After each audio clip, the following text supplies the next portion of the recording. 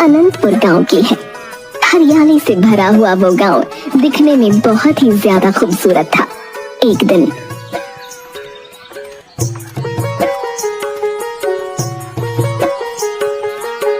अरे विशाल भैया, इस वक्त कहाँ जा रहे हो? अरे घर में लकड़ियाँ खत्म हो गई हैं किशन भाई, इसलिए लकड़ियाँ काटने जा रहा हूँ। अरे लकड़ियाँ काटने उस तरफ क्यों जा रहे हो? हैं? आप जानते नहीं क्या? लोग कहते हैं कि उधर चुड़ैल रहती है भैया। सूरज ढलने के बाद लोगों का वहाँ जाना ठीक नहीं रहता। हाँ अच्छा एक बात बताओ, तुमने वहाँ कभी चुड़ैल देखी है? बताओ। नहीं देखी तो नहीं है, लेकिन लोगों को वहाँ अजीब अजीब आवाजें सुनाई देती है। अरे मैं ये सारी बातें नहीं मानता किशन भाई। देखो बुरा मत मानना, लेकिन मुझे जाना है? क्योंकि अगर मैं नहीं गया तो मेरे बच्चे और पत्नी को आज रात भूखा सोना पड़ेगा। ऐसा कहकर विशाल सूखी लकड़ियां लेने गांव के पीछे चला जाता है। वो लकड़ियां उठा ही रहा था कि तभी उसे किसी के रोने की आवाज आई।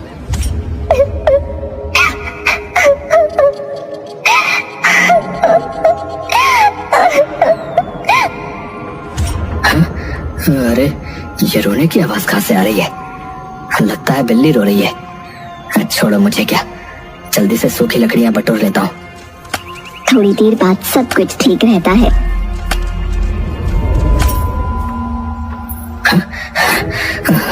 लगता है ये आवाज बरगद के पेड़ की तरफ से आ रही है, लेकिन कौन हो सकता है वहाँ?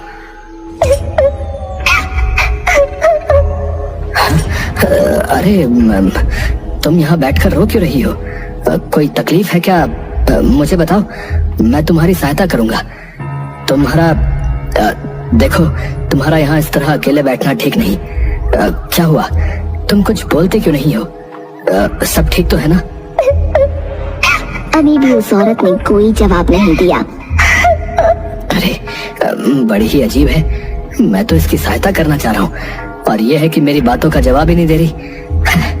चलो भाई चलो, भलाई का तो जमाना ही नहीं है।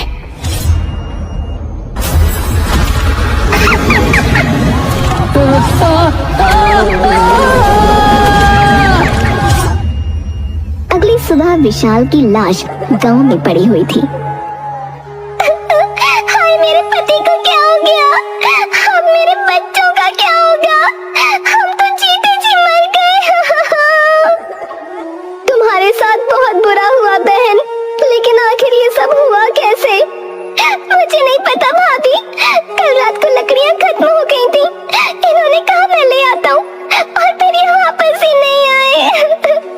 मैंने रात भर इनका इंतजार किया और जब सुबह हुई तो ये खबर मिली। अरे मुझे याद आया। अरे गांव वालों, कल विशाल भाई को मैंने गांव के पीछे वाले बरगद के पेड़ के पास जाते देखा था। इसका मतलब वहाँ सच में चुड़ैल रहती है।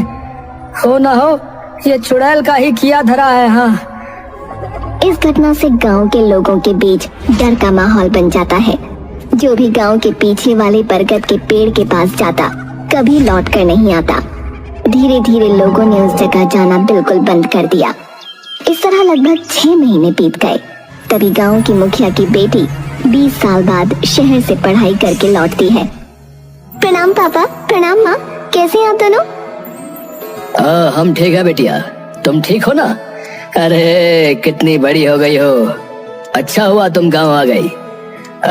कुछ दिन गांव की हवा भी खानी चाहिए भाई। है? तुम तो आती ही नहीं हो। कुछ दिन नहीं पापा, हमेशा के लिए आई हूँ। मुझे भी माता पिता के साथ रहने का मन करता है। क्या कहा तुमने? तुम यहाँ हमेशा के लिए आई हो? बेटा ये गांव ठीक नहीं है। यहाँ तुम्हारी जान को खतरा हो सकता है, क्योंकि यहाँ आए दिन लोगों की जान चली जाती है। हाँ मुझे कुछ नहीं होगा, आपकी बेटी बहुत स्ट्रॉन्ग है। तेरी माँ सही कह रही है बेटी, ये गांव ठीक नहीं है। यहाँ भूत और चुड़ैल का साया है। सॉरी पापा, लेकिन मैं इन सारी चीजों पर बिलीव नहीं करती और आप दोनों के साथ रहना है मुझे। मैं वापस नहीं जाने वाली। मैंने सोचा है मैं यहाँ के स्कूल में टीचर की नौकरी कर लूंगी। वैसे भी मेरे जितना पढ़ा लिखा टीचर यहाँ होगा भी नहीं। ऐसा कहकर प्रियंका अपने रूम में चली जाती है अब क्या होगा जी? मुझे तो बहुत डर लग रहा है, मेरा दिल बैठा जा रहा है। तुम चिंता मत करो भाग्यवान, हमारी बेटी को कुछ नहीं होगा। मुखिया गांव के एक तांत्रिक के पास जाता है। वो तांत्रिक गांव का बहुत मशहूर तांत्रिक था। बाबा, मेरी बेटी शहर से लौट आई है। उसका कहना है कि वो भूत प्रेत पर भरोसा नहीं करती है। आप तो जानते हैं कि हमारे गांव में किसी बुरी शक्ति का निवास है। तो क्यों चिंता करता है रे मुखिया? तेरी बेटी को कुछ नहीं होगा। अब आप ही एकमात्र उम्मीद है बाबा, मेरी बेटी को बचा लीजिए। ये ले ताबीज, अपनी बेटी के गले में पहना देना, फिर कोई भी बुरी शक्ति तेरी बेटी से दूर रहेगी। धन्यवाद बाबा, आपका बहुत बहुत शुक्रिया। ऐसा कहकर मुखिया ताबीज लेकर घर चला जाता है। अगले दिन सुबह सुबह सुनो साधना, मैं तांत्रिक बाबा से ये ताबीज लेकर आया हूँ। तुम ये ताबीज किसी भी तरह बिटिया को पहना दो बस।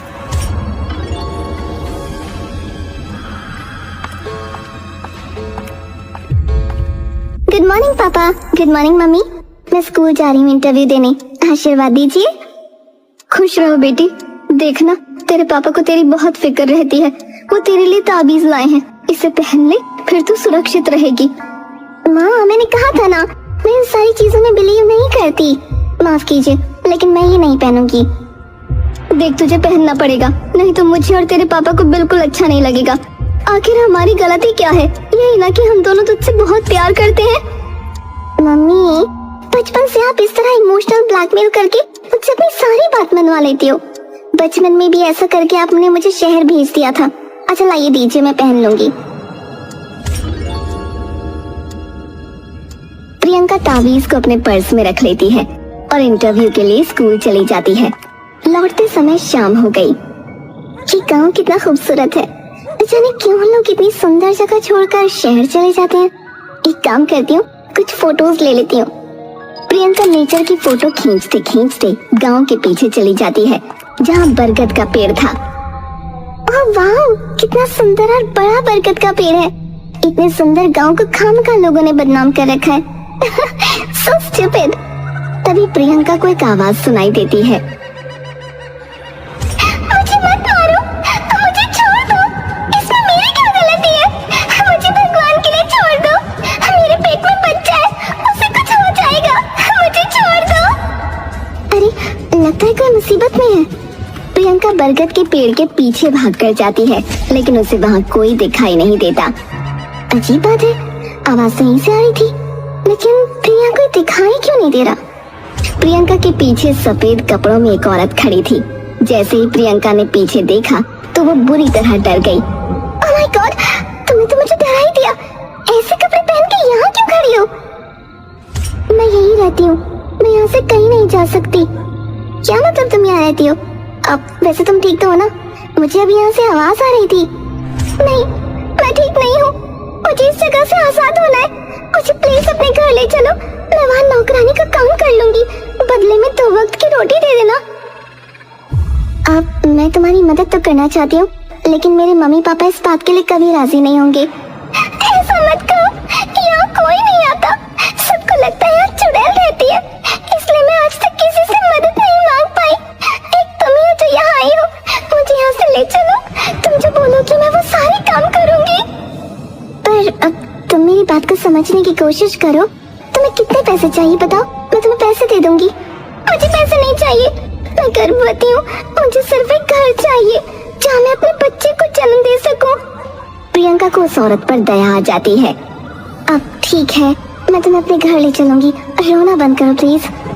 प्रियंका उसे अपने घर ले जाती है। तू आ गई घर बेटा, लेकिन ये तेरे साथ कौन है? प्रियंका अपनी माँ को सारी बात बताती है। मम्मी, वैसे भी हमें घर में एक काम वाली की जरूरत तो थी। आप कितना काम करती हो, मैंने सोचा ये हमारे घर में काम कर लेगी और इससे इसकी भी मदद हो जाएगी। वो सब तो ठीक है, लेकिन मैंने इसे कभी अपने गांव में देखा नहीं। हाँ मालकिन, दरअसल मैं दूसरे गांव से आई हूँ। सुनो, देखो हमारा किचन वो रहा, तुम जाओ और अपने कपड़े बदल लो। इन कपड़ों में तुम डरावनी दिखती हो। उस औरत के जाने के बाद साधना अपनी बेटी से बोली, तेरा दिमाग खराब हो गया है क्या? ऐसे ही किसी को उठाकर घर में ले आई?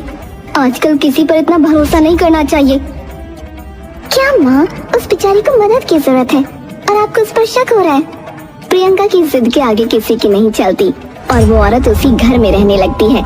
साधना हमेशा उस औरत पर नजर रखती थी। क्या कर रही हो माँ? वो बेचारी खाना बना रही है और तुम उसे बार बार जाकर देख रही हो। हाँ, मुझे वो औरत ठीक नहीं लगती। पता नहीं कौन है कौन नहीं, हमारे खाने में कहीं जहर न मिला दे। आपके शक्की दिमाग का कुछ नहीं हो सकता। ऐसा कहकर प्रियंका वहाँ से चली जाती है। उसी रात को न जाने क्यों वो औरत मुखिया और उसकी पत्नी के कमरे में झांक रही थी। तभी वहाँ प्रियंका आ जाती है। अरे तुम यहाँ क्या कर रही हो? वो मैं देखने आई थी कि मालकिन ने रात का दूध लिया कि नहीं। ये कहकर वो औरत वहाँ से चली गई। इसी तरह कुछ दिन बीत जाते हैं। अमावस की रात जो सबसे ज्यादा काली होती है, उस रात मुखिया के घर में एक अजीब घटना घटी।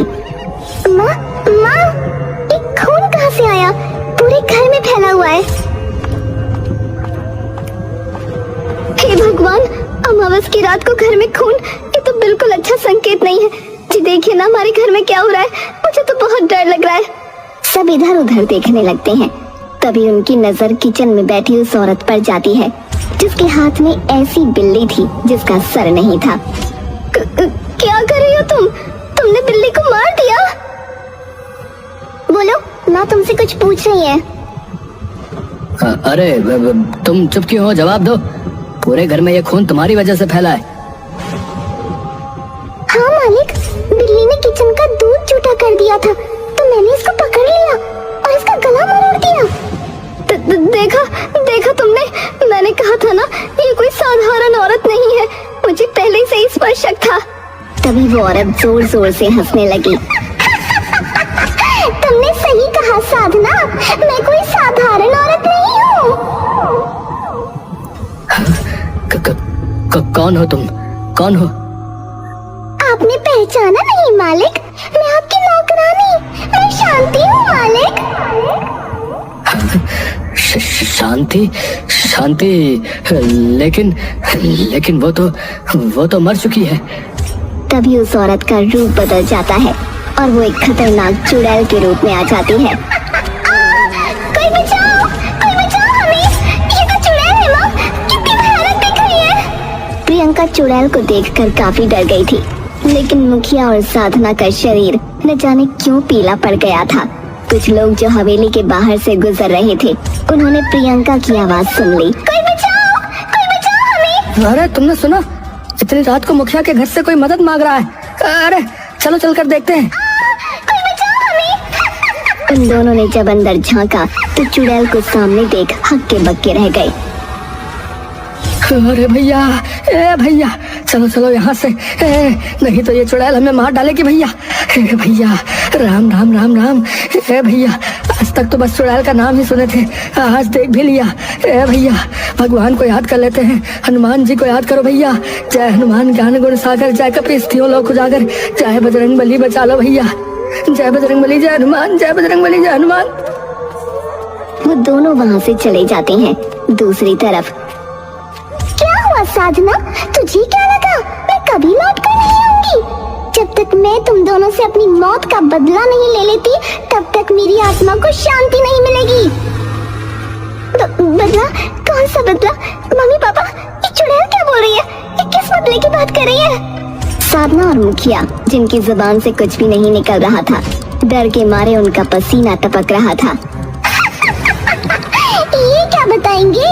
मैं बताती हूँ। आज से 20 साल पहले मुखिया और इस औरत ने मुझे मार डाला था। क्या? मार डाला था? तुम क्या बकवास कर रही हो? मैं इन दरिंदे लोगों के घर में काम करती थी और ये दरिंदा आदमी हमेशा मुझ पर अपनी गंदी नजर रखता था। एक दिन, मालिक ये लीजिए दूध। अरे सुन, तो इतनी मेहनत करती है, फिर भी तेरे हाथ कितने मुलायम हैं। आप ये क्या कर रहे हो मालिक? मेरा हाथ छोड़ो, मैंने कहा मेरा हाथ छोड़ो। शांति दूध का गिलास पटक देती है। तेरी इतनी हिम्मत, तू मेरे सामने अकड़ दिखा रही है, हैं?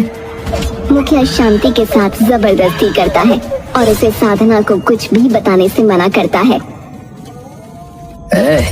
सुन, अगर तूने कुछ भी साधना को बताया तो मुझे 1 मिनट नहीं लगेगा तुझे काम से निकालने में, समझी? नहीं मालिक, ऐसा मत कीजिए, मुझे काम से मत निकालिए।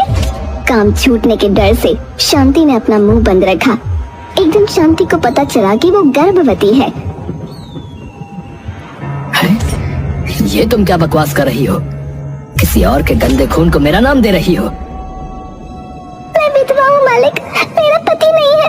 ये बच्चा आपका है, अब आपको कुछ करना होगा, नहीं तो मैं मालकिन को सारी बात बता दूंगी। तभी साधना वहाँ आ जाती है। क्या हुआ? ये क्या बताने की बात कर रही है जी? अब कुछ नहीं साधना, ये ऐसे ही बकवास कर रही है। नहीं मालकिन, मैं गर्भवती हूँ, मेरे पेट में मालिक का बच्चा है। ये क्या कह रही है जी? अरे ये झूठ बोल रही है साधना, पता नहीं कहाँ अपना मुंह काला करवा के आई है और मेरा नाम बदनाम कर रही है।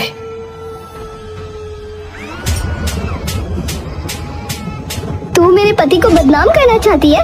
अपनी काली करतूतों को छुपाने के लिए मेरे पति का नाम इस्तेमाल कर रही है। शांति बहुत गिड़गिड़ाती है, लेकिन वो दोनों शांति को भला बुरा कहते रहते हैं। मैं ये सारी बात गाँव वालों को बता दूंगी, पुलिस में कंप्लेंट लिखवा दूंगी, छोड़ूंगी नहीं तुम दोनों को। ऐसा कहकर शांति वहाँ से जाने लगती है। तभी मुखिया पीछे से लोहे की तलवार से शांति पर हमला कर देता है और वहीं शांति तड़पने लगती है। ये तूने ठीक नहीं किया मुखिया, मैं तुम दोनों से अपनी मौत का बदला जरूर लूंगी। इतना कहते हुए शांति ने अपना दम तोड़ दिया। मुखिया और साधना ने मिलकर शांति की लाश को बरगद के पेड़ के नीचे दफन कर दिया। तब से मेरी आत्मा उस बरगद के पेड़ में रहने लगी और सही मौके का इंतजार करने लगी। आज बिल्कुल सही मौका है, मैं तुम दोनों को मार डालूंगी।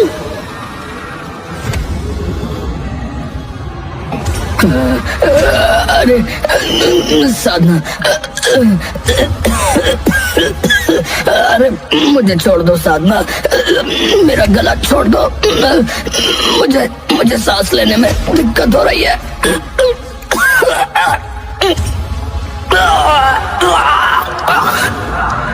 मम्मी, आप क्या कर रही हो? पापा को छोड़ो।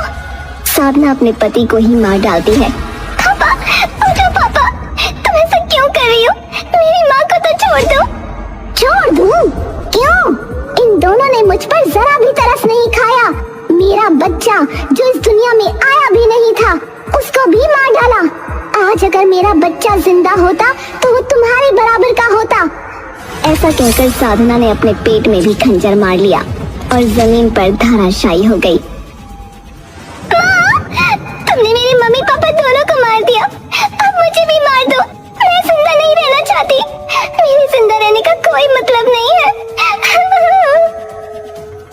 चुड़ैल साधना के शरीर से बाहर आ चुकी थी।